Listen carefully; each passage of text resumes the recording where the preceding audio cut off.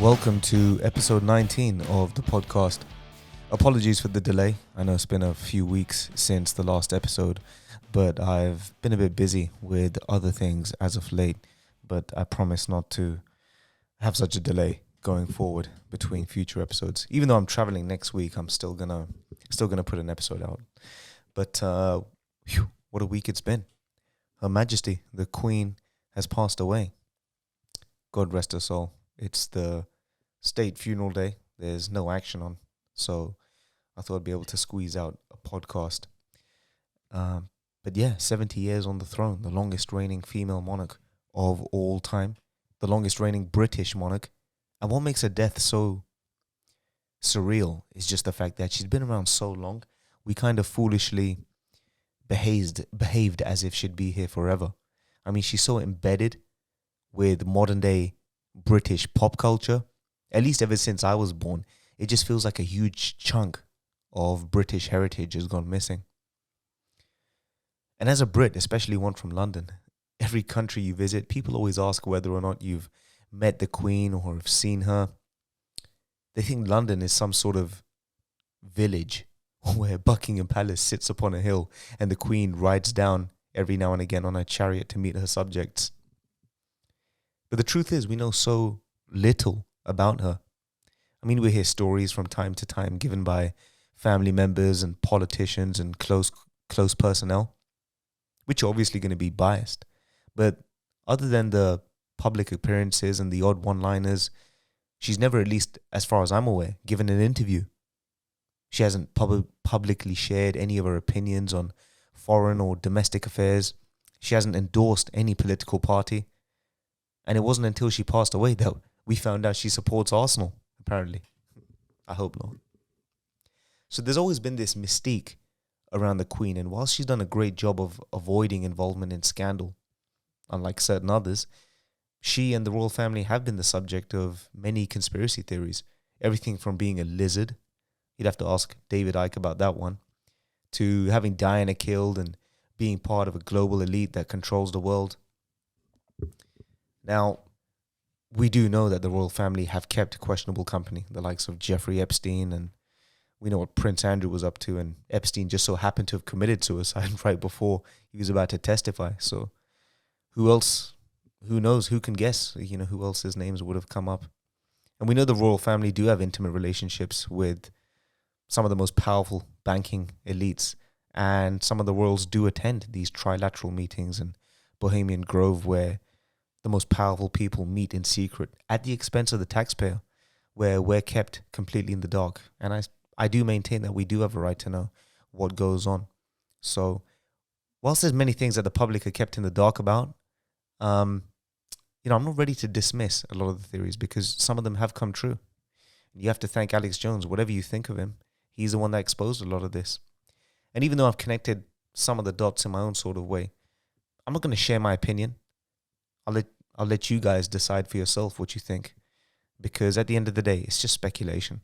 And unless you have the facts at your disposal, your opinion doesn't really carry much weight. And we live in a day and age where everyone has to have an opinion on everything. It's okay to admit sometimes that you don't know. Admitting you don't know is a tremendous possibility. You might actually learn something that way. But what we do know is that the royal family are a huge part of the British identity.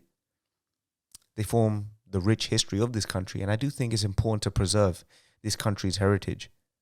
The sun has long set on the British Empire. We're well aware of the good and the bad things they've done in the past, but please, let's not pretend that any of today's royals are at fault for that. And if anything, they should serve as a reminder of how far we've come to make sure nothing like that happens again. And I find it disgraceful the way some of these ungrateful, woke, liberal brats took the Queen's death as an opportunity to show their disdain for the country.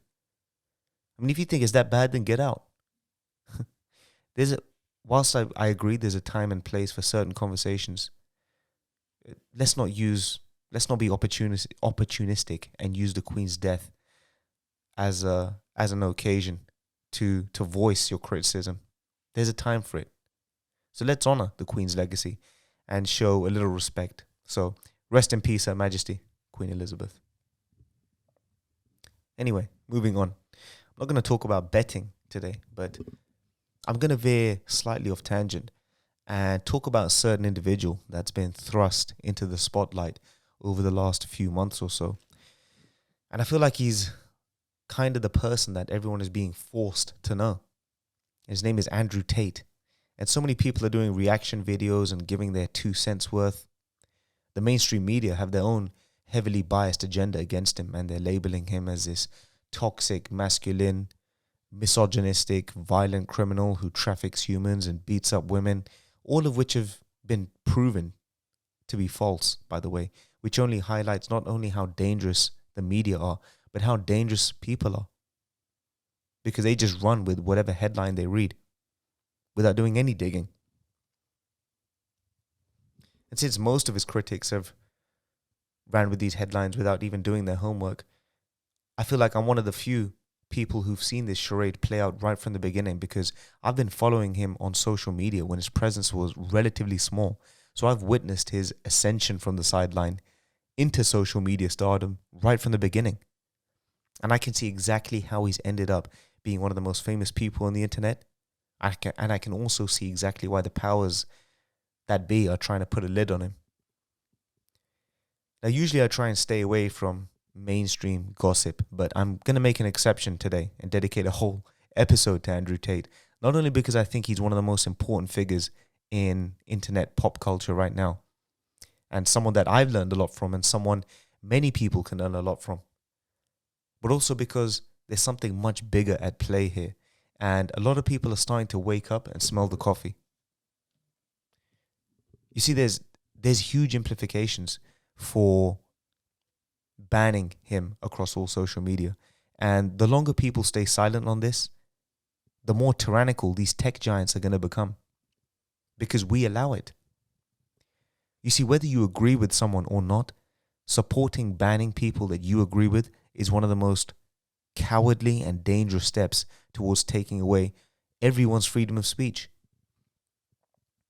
Part of being an adult means facing and interacting with people that you don't agree with. You can agree to disagree. You can't change everyone's mind.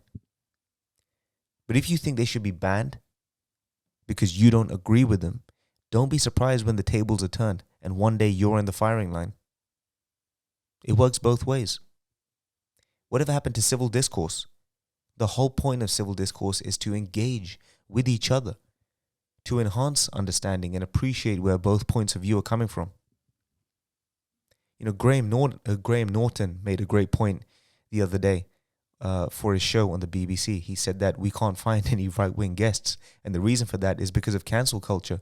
And even he, as a left-leaning liberal, disagrees that we should be cancelling people. He said it's important to have right-wing guests on my show so that we can understand each other's point of view.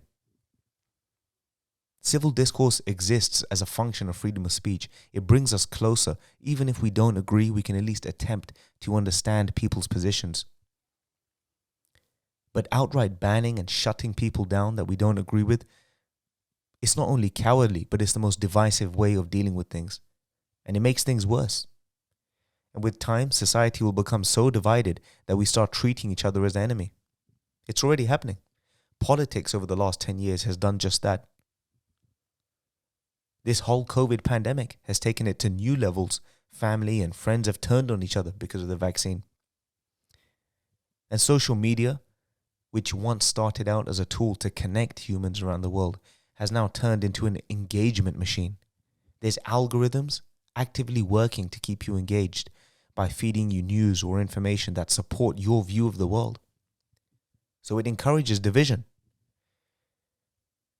These media and social giants, they control both sides of the narrative, and anyone who chooses the wrong side and doesn't play ball, who thinks for themselves, who's outspoken and doesn't agree with the masses, they're instantly red flagged, shadow banned, given strikes, and God forbid they get too loud and popular enough, they'll get banned. And the powers that be, they'll go through all your content with a fine comb to find anything controversial. They'll cherry pick quotes, create montages, take them out of context and say, got him, told you so. And people are starting to see that now, actually. People are starting to wake up and realize that The media isn't there to keep you well informed. They're not there to necessarily serve what's good for you. But they're there to keep you divided. Because if they keep you divided, they keep you in fear. And if they keep you fearful, they can control you. They know people will fall right in line and think and do exactly as they're told because they're scared. And anyone that dare challenges any mainstream progressive or woke movement is treated as the enemy. And sure enough, they'll come for you. Take a look at Joe Rogan. I did an episode a few months ago on the Joe Rogan media hit job where they tried to paint him as a COVID-denying right-wing whack job because he had 2 doctors on his podcast questioning the efficacy of the vaccine. So what did the mainstream media do? They went through all his 10 years of podcasts to cherry pick all the times he's blundered. Now bear in mind, he started his podcast, like I said, over a decade ago. And he started out fooling around with his buddies, talking about weed and MMA before he branched out. And it was a super unfiltered, fun, men's talk sort of chat. The kind of chat that most guys have with their mates in private. So they went through thousands of hours of his content to find all the times he used the N-word to prove he's racist. Now you need to bear in mind that he was using the word as a quote. He wasn't actually calling anyone the N-word. He wasn't referring to anyone as it. But like I said, the mainstream media aren't interested in the truth. They're only interested in controlling how you think, and it worked.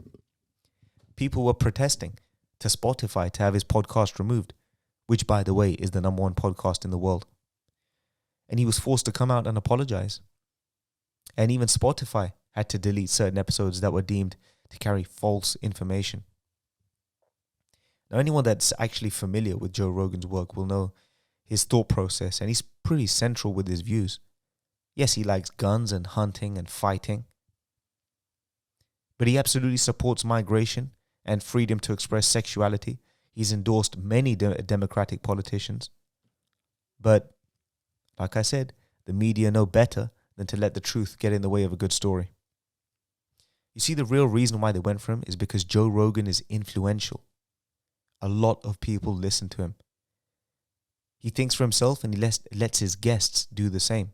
And when you have millions of people around the world digesting unfiltered content, that's a deadly cocktail for the powers that be.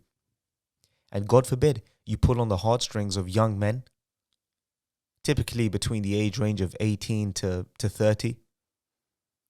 The demographic that the powers that be have the biggest vested interest in controlling, since they're the most important to the labor force and to the defense of a country. Now you have a direct threat to the matrix. Step in Andrew Tate, a 30-something-year-old playboy. He's filthy rich, self-made, got model girlfriends, dozens of supercars, wears expensive jewelry. He can fight. He's a former kickboxing world champion. He's tall, he's jacked, he's streetwise. He's essentially everything that encapsulates the modern-day alpha male. And he's super dynamic. He talks about everything from politics to fighting to fitness to dating to making money to chess. So unlike most social media figures who you can usually pigeonhole into a category, whether it be a fitness influencer or a gaming influencer or a manosphere figure, it's really hard to pigeonhole Andrew Tate, since the breadth of his interests and depth of his knowledge on many different fields run deep. And they're pretty much all in line with red-blooded, high testosterone young adults who are lacking direction. He's shaking people up. There's many young men out there who are fed up with all the woke gender identity politics that are being rammed down their throat. Young men are fed up of being told that their masculinity is toxic and they should change their language and change the way they behave, even change the way they sit. Yes, believe it or not, men are being told that they shouldn't spread their legs when they sit. In school, young boys are being forced to apologize for rape in advance and dress like females. Every TV show, movie, advertisement now has a left-leaning political agenda. We're even consuming food that destroys our testosterone. And when you factor in all these facts, it points to a clear picture that there's a systematic assault happening on men, and it's working. The numbers don't lie. Male suicide is through the roof. Mental health issues amongst men has soared. Men are twice as likely to become alcoholics and twice as likely to die by overdose.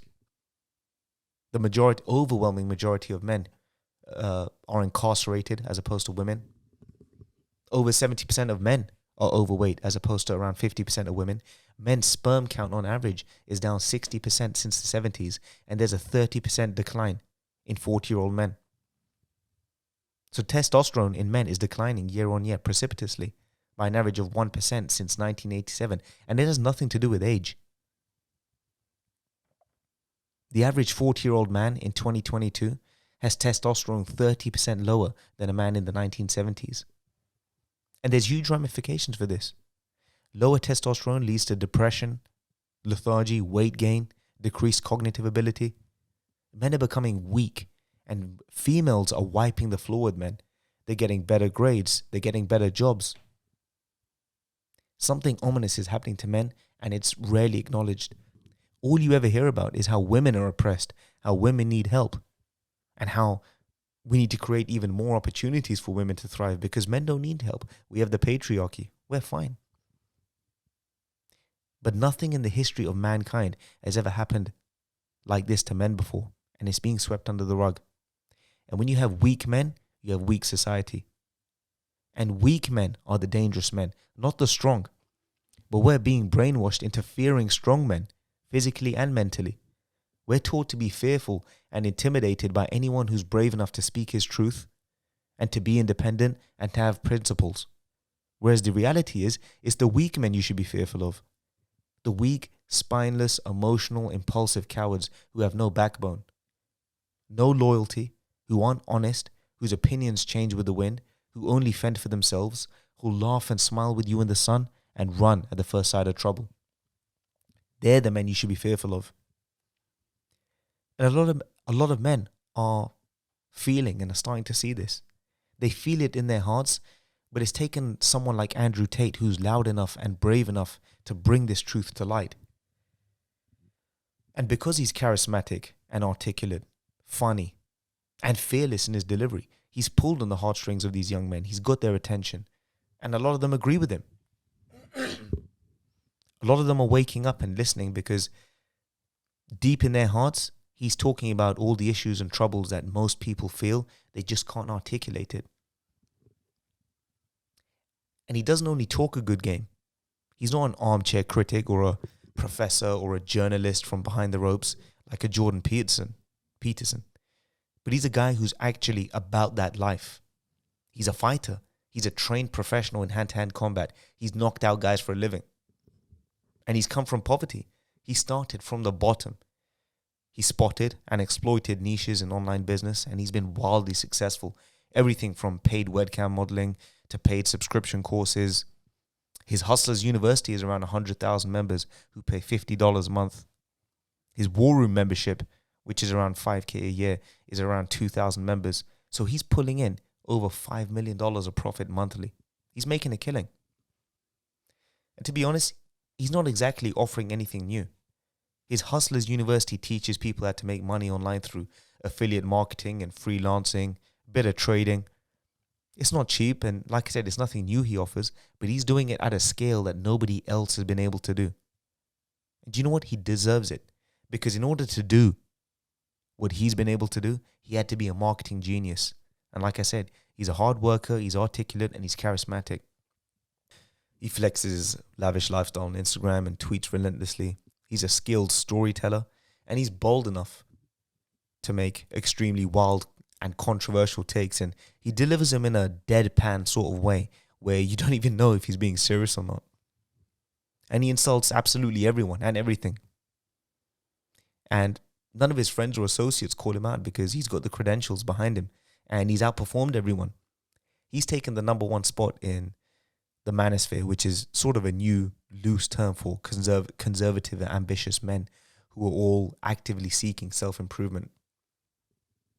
So given his position as the number one guy in the space, given that people were kind of scared to step on his toes or call him out or rein him in somewhat, he has operated from a blind spot and has acted with impunity on occasion. He has pushed the envelope a little bit. And this is where I feel like he really started to step in, shall we say, a grey area, for the lack of a better term. You know, if people called him out or disagreed with him, providing they had a big enough presence, he'd go out of his way to clap back without any consideration of the consequences. For example, there was some guy in California. I'm not going to say his name. He's another manosphere sort of figure who used to troll and just bully everyone online. He genuinely didn't care who he sent for. And this guy is an amateur MMA fighter and a very accomplished businessman too. But he made the mistake of sending for Andrew Tate. He insulted him, he called him a pencil neck and a weasel and called him out for a fight. Now, when you consider the fact that Andrew's already established himself as this larger-than-life caricature Giga Chad sort of persona, you can't exactly shrug it off or block him or be rational, since everyone was expecting him to go full send. And he did just that. Andrew went out of his way to dig into his family history, posted photos of the guy's family, started posting his home address, started legal proceedings against his family business. He leaked private conversations of the guy confessing his drug addiction and basically stripped the guy naked in front of everyone on Twitter and forced him into submission and an apology. The guy's reputation was destroyed so irreparably, he had to start a new account. And Andrew was obviously banned for violating Twitter rules. Now, to an outsider, it probably looks like he used a sledgehammer to crack a nut, but anyone knows the guy that he went for will probably agree that he long had it coming. So I'm willing to give him a pass for that.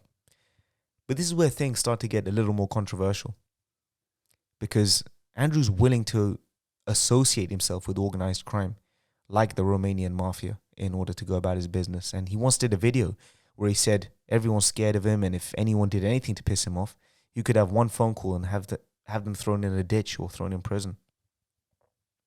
Again, back to what I said earlier, sometimes it's hard to figure out if he's being serious or not, because he delivers a lot of his comedic takes in a deadpan sort of way, and he does similar things he said similar things on Twitter. But in a recent interview, when called out on why he moved to Eastern Europe, because he said that he enjoys exploiting the corruption. It's corruption that's accessible. So he defended his stance by saying all countries are corrupt, and at least in Eastern Europe, you can actively participate in that corruption without being part of an elite, like in the US or the UK. So I think he definitely backtracked on that one. I don't believe he moved to Eastern Europe in order to dodge parking fines or park in disabled bays. One other occasion when he was banned, right up until the ban, he was tweeting about how Chinese people are the easiest targets to rob since they carry a lot of cash. Again, hard to tell if he's serious or not. But when you consider the fact that he sees himself as a role model and an inspirational figure to young men, there is a huge element of responsibility that comes with being a leader, which he frequently neglects. And probably one of the worst parts of the legacy he left behind, and he's done this knowingly or unknowingly, is that he's turned the manosphere, the red pill community, or whatever you want to call it, into a toxic, hyper-competitive environment where everyone is trying to outdo each other. And it's almost turned into a race to the bottom with some people when you see how desperate some of these men are just for recognition. You see, what started out as a space to forge brotherhood by raising each other up and help other men, it's now turned into this pathetic battle as to who can look the most gangster. And they're all trying to copy Tate. Shaved head, beard, all with their own nonsensical, controversial tweets. Like, getting married is for pussies, or finding babies are cute. Real men only eat red meat and smoke cigars, and daughters are pointless. The stupid things like that, you get the picture. And Tate started this. He's the first guy to make these silly, outrageous, comedic tweets. Tate himself said daughters are pointless. They marry into other families. They lose their last name. He once even said that he'd rather bid his daughter's virginity to a rich man than let her lose her virginity to some loser dickhead at a frat party. And the irony is that he now has a niece. So I guess you attract what you fear. No, just kidding. But like I said, I like to think he's definitely mellowed in that sense. You know, I seriously doubt he'll be telling his niece those sort of things growing up. I remember there was one clown who went on a rant about how coffee is for pussies or something stupid. And he was sitting there in his car with his sunglasses screaming at the camera, and everyone absolutely slaughtered him. And there was another guy, this is probably the worst one. He tweeted out having a criminal record is the peak of masculinity, and a bunch of wannabe nerds who haven't done a lick of crime were all in his replies agreeing with him. And then a lot of these red pill guys, they start calling each other out, as if to say, you're not as manly as me, let's fight, acting like they're at war with their enemies must be conquered, and blah, blah, blah. And they all sound like Tate. Tate talks like this all the time. He talks like he's fighting this war against weak men, and his enemies want him killed, all the while going out of his way to make enemies by insulting everyone. I think in this interview he did with David Portnoy, who's the founder of Barstool Sports, Andrew was bragging about how great his life is because he has a fortress-like mansion and it's guarded by armed men. And Dave turned around and said, no, that sounds like an absolutely horrible way to live. But the one thing that really confuses me and probably points to his biggest hypocrisy is the fact that whilst he routinely insults weak men and acts like he's their savior, they are the exact demographic that made him his first fortune. He used to prey on these type of men when his online cam girls were fleecing them for money. I think his brother once bragged on a podcast how one of these men handed over $20,000 of savings to one of his girls and just chalked it up to the game. But at the same time, he sees himself as this Morpheus-like savior to weak men and encourages them to join his war room. So he's profiting both ways. And he's laughing all the way to the bank. Like I said, he's a marketing genius. But the mainstream media haven't banned him for any of these reasons. Instead, they're painting him as this woman-beating, human trafficking, criminal, all of which have proven to be untrue. And that's all the proof you need, that none of them even do their homework. If they really wanted to go for Andrew, they should at least throw some of the stuff that will actually stick. Like some of the talking points I brought up. But they don't care about what's true. If they've decided you're the enemy, they'll print whatever headline they need to make sure everyone sees you that way. If he was really abusing women, don't you think at least one female would have come forward and said so? When Harvey Weinstein had 50 women accusing him of abuse, there wasn't one person that stood by his side. Andrew Tate, there's not a single woman who's accused him of it, but the media are running with that headline. His ex-girlfriends are coming to his defense. And if he was really associated with the mafia, do you really think he'd be bragging and bringing that sort of heat and attention to his business? And if he really was an arrogant, narcissistic a-hole, do you really think he'd have earned the respect from friends and associates that know him? Someone would have said something. Yet there's nothing. And you can tell when you see him in an interview as opposed to his videos that he carries himself like a gentleman. He's attentive, hospitable, friendly. So it only goes to show that a lot of these antics are just for show. But what baffles me about Andrew Tate is the fact that for a guy so intelligent, for a guy that plays chess to a high level, surely he would have plotted several moves ahead and at least expected some of this blowback.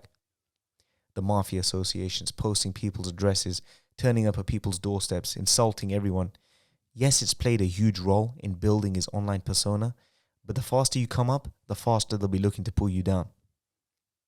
Did nobody around him warn him to at least rein it in somewhat? Because in the age of social media, nothing you say or do goes away anymore. No matter how many times you get banned, there's always someone out there with a screenshot. And these wild and controversial takes, as funny as some of them are, they do cross the line from time to time. But we live in a day and age of people all competing for attention. Attention is the most important commodity when it comes to making money online. The more eyes you can get on yourself, the more sales you'll make. And he's mastered that. It's always the loudest and the boldest people that get to the front. And he took that risk. He played the bad guy.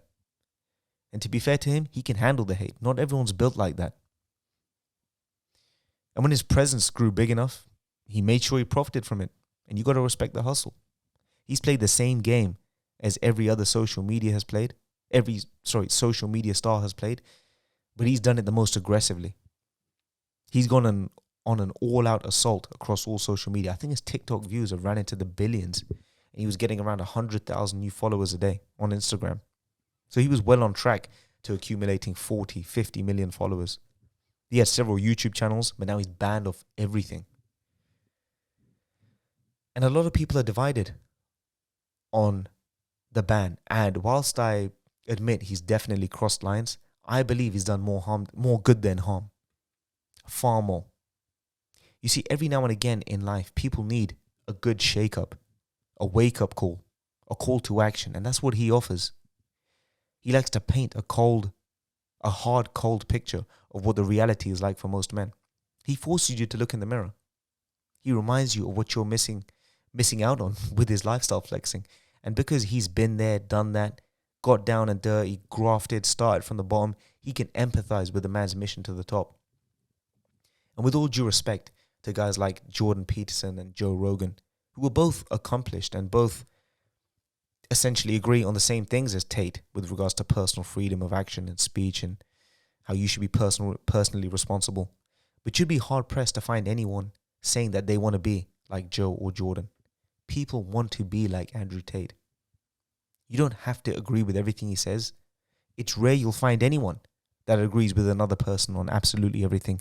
And whilst I admit he's crossed certain lines, some of which, by the way, need to be looked at from the context in which they've been said, his overall message is a good one. To be personally responsible and held accountable for your actions, to reach your full potential, and to think for yourself. And you know what? There's so many things I'd like to ask him. And I'd be really interested in hearing his pushback. I've been following him for around 3 or 4 years, ever since he tweeted that depression isn't real. And I think that was his first viral tweet. And Ricky Hatton replied saying, what a dick. And that Game of Thrones chick chimed in. And I think he got banned after that. And when I first read it, even I was like, whoa, what an idiot, how ignorant. But then I saw an interview in his gym where he articulated clearly what he meant and how it's imperative for men to build an iron mind. I realized that even I was once a fool and shouldn't make the mistake of jumping to conclusions based off a tweet. Because on Twitter, you're only confined to 100 characters. And you either have to be extremely careful how you word a tweet or just run the risk of being blunt and being taken out of context. And in a day and age where attention span is at its absolute lowest, reading comprehension is underrated. It's an underrated skill. Not even the media and respected journalists can be trusted anymore to interpret a tweet. But yeah, I've been following him for years now, and I remember when he only occupied a small space on social media, and he used to grant interviews with growing channels, and I always said to myself, when I start a podcast, he's one guest I'll definitely love to have on. But I kind of selfishly treated him as the internet's best kept secret. I mean, I even used to think to myself, how is this guy not blown up yet? And I'm really kicking myself now for starting this podcast earlier.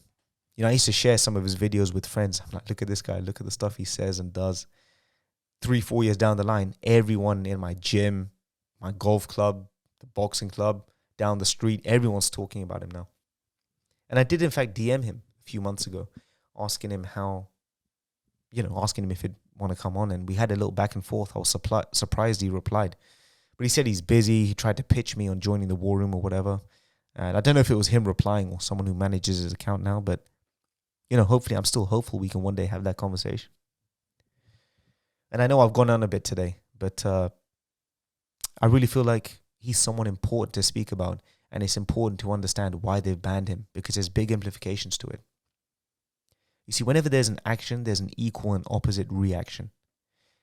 And when society has fallen so far one way, people are fed up, and it's created the perfect storm for someone like Andrew Tate to thrive. His rise wasn't by accident. The same way Americans who were fed up with the double talk, the lies, the selling out to foreign countries, it was a perfect storm for Donald Trump to come to power. When society falls in one direction, an equally extreme character will be thrust into the spotlight in order to counteract and pull society back into equilibrium. And whilst Andrew Tate has said and done controversial things, nobody's perfect.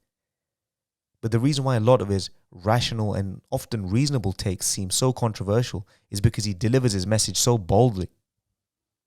If people calmed down and engaged the critical thinking part of their brain and actually listened to what he's saying and investigated whether or not it's actually true, they'll come to a completely different conclusion. And there's many others echoing the same sentiment, but they're a lot more vanilla and sensible in their delivery, shall we say. And whilst it's taken them longer to build their presence, they've managed to slip under the radar of scandal for the most part.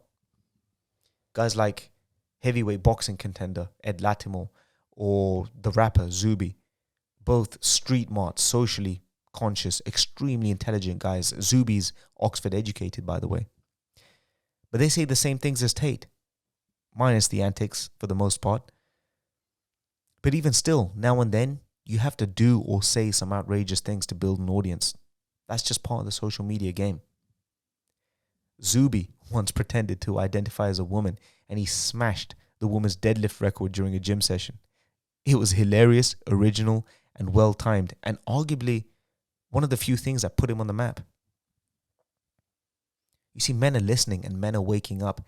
And if men do start rejecting what they're fed and stop doing as they're told and learn to live life as an independent thinking, conscious individual, the overarching powers like the tech giants will lose their death grip over society. And Andrew Tate has let it be known that he's a direct threat to the Matrix. I do feel like he's operated from a slight blind spot, having been raised and surrounded by strong independent men. He's often guilty of behaving with impunity. He can be callous towards weak people. He's been guilty of contradiction. Like I said, not everyone's perfect. And if you ignore some of the antics, if you overlook them, there stands a guy that a lot of people can learn an awful lot from. Andrew by himself isn't going to change the system. But if one man can spark a revolution, it takes a collective conscious effort for people to wake up. He can lead the way. Others have to walk through that door. And I don't believe the end goal is endless girlfriends and fame and cars and copious amounts of alcohol and cigars. Whilst I think it's okay to indulge in certain vices from time to time, all those antics are just to propel him into the spotlight. So let's try and understand where others are coming from. Let's learn to open our mind and hear out other points of view. Let's learn to agree to disagree. But by supporting banning, you're operating from a place of fear and you're doing exactly what the system wants. So let's do better, guys. Anyway, I'll wrap it up here. I know I've gone on a bit, but yeah, I hope you enjoyed this episode and let me know what you guys think. Don't forget to like, share, comment, subscribe, all that good stuff, and I'll see you soon.